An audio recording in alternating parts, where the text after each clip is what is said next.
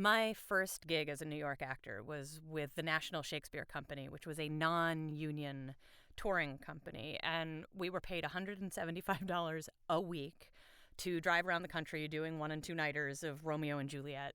And that's like the lowest rung on the acting gig ladder. There were other non-union touring companies. There's a company called TheaterWorks USA that was similar, but they did children's musicals, and at the end of their 9-month gig, they got their union card, which we did not get at the end of ours. So they were a half a rung above us, and we actually ran into a TheaterWorks USA van when we'd been out on the road for a couple of weeks, and we see their van because it says TheaterWorks USA all over the side of it, and we're like, look, it's another non-union acting touring company, and we're waving madly at them, and they're just staring at us like we're insane. And we realized it's because our company had so little money that we didn't own a van that was branded. We were driving around in a rented Dodge 3500 with tinted windows, which is like the kind of van used by church groups and kidnappers. And so we were just waving maniacally at them, and they had no idea who we were. We ran into, a few months in, another group of actors. There's something about New York actors on the road that even though we were in a diner somewhere outside St. Louis in just regular street clothes, we all just looked at each other from across the room, and we just knew that we were New York actors on tour. And we struck up a conversation with them, and it turned out that they were the cast of Sesame Street Live. And we were like, in our heads, we start off thinking, oh, you Muppets, we're Shakespeare. And then they tell us that they make $1,000 a week, and they get driven around like rock stars in their own big, fancy tour bus. And our shoulders start to slump, and we all shuffle back to our little diner table and our rented church kidnappy van and our $175 a week paychecks. And then we go back to our motel where we're sleeping 3 to a room to save money. And in this case, it was called the Motel Chippewa. And the first thing that you notice about the Motel Chippewa is the police cruiser that's circling the parking lot, just waiting for whatever normally goes down in the parking lot of the Motel Chippewa to go down. We went into our room, and the mattress didn't have any sheets on it, but it did have a long, what looked like a knife slit in it that was surrounded by this dark stain that looked like blood. And I picked up the phone to call the front desk to ask for a new room, and the table that the phone was sitting on collapsed.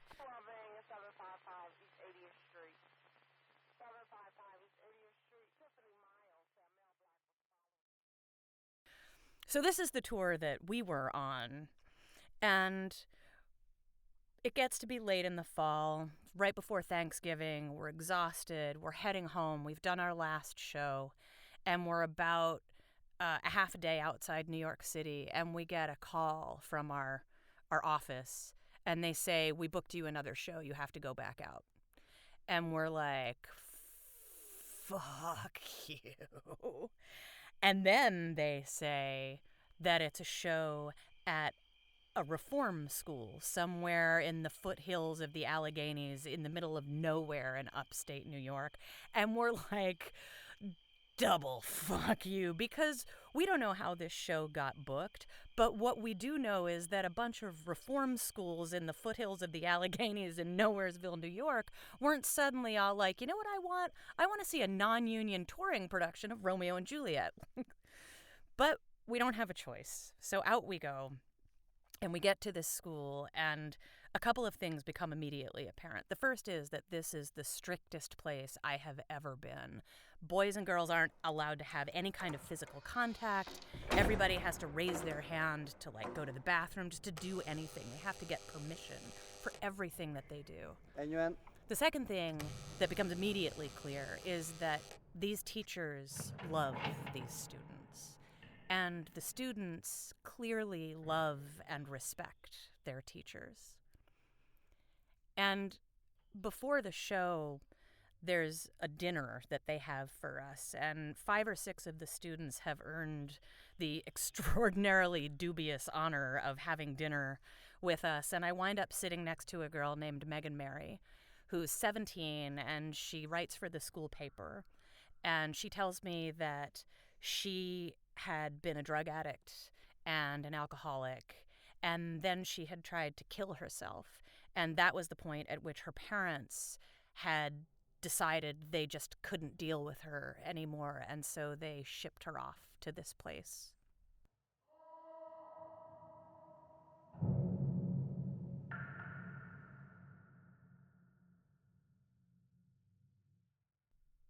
We start the show, and about 2/3 of the way through Romeo and Juliet, there's a scene where Juliet's already been married secretly to Romeo, and her father comes down and tells her that she's going to marry this guy named Paris, which is a problem, first of all, because Paris is a giant tool. But mostly it's a problem because Juliet has already been secretly married. And so she is in a terrible, terrible position. And she looks at her father and she says no, which is an incredible thing for her. She's not quite 14 years old, and she lives in a world in which simply to defy your parents is an act that could send you to hell, which is a real place for her. But she does it. She looks at him and she says no. And he loses his shit on her. He starts screaming and yelling. He says my fingers itch when he's making a fist. And we didn't hold back in this scene at all. We let it be every bit the scene of domestic parental violence that it is. And he's screaming at her, hang, beg, starve, die in the streets. And Megan Mary finds me at the end of the show, and she says to me, that scene is what it was like in my house. And I didn't know that theater could be that. I didn't know that Shakespeare knew that. And I think I want to be a playwright. In the end, it's just a play. It's a really good play, but it's just a play.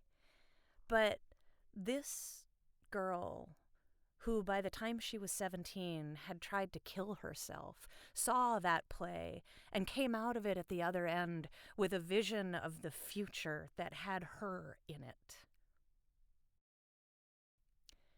So the TheaterWorks USA people can have their union cards, and the Muppet actors can have their fancy tour bus and their $1,000 a week paychecks.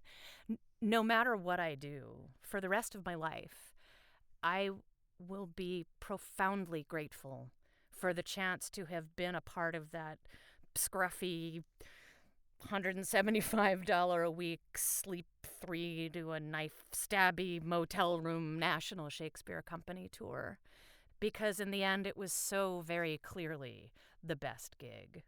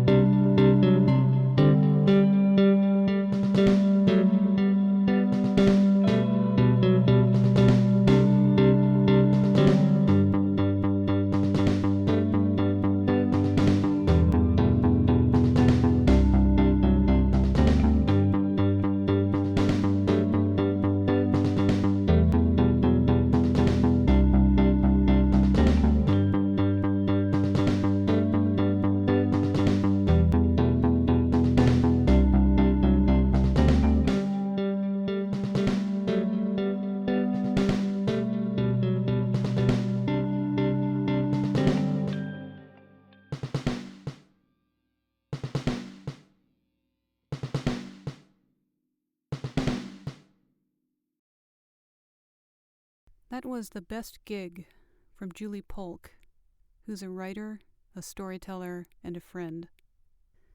Julie trained as an actor at the Royal Academy of Dramatic Art and the University of Delaware's Professional Theater Training Program, and she holds an MFA in nonfiction from the New School. These days, Julie writes for a branding agency and teaches acting, playwriting, and voice. She's a very busy person.